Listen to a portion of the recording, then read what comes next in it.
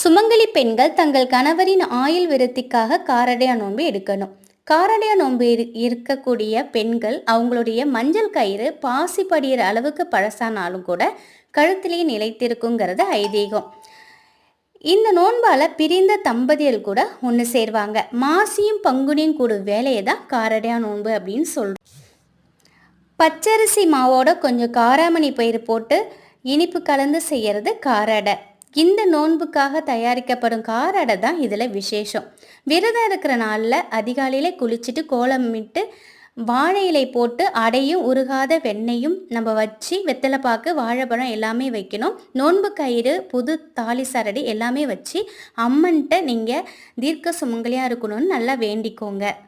உருகாத வெண்ணையும் ஓரடையும் எடுத்து வைத்தேன், ஒரு காலம் என் கணவர் என்னை பிரியாது இருக்க வேண்டும். இந்த ஸ்லோகத்தை சொல்லி வேண்டிக்கோங்க. எப்பொழுதும் நீங்கள் தீர்க்க சுமங்கலியாக இருப்பீங்க.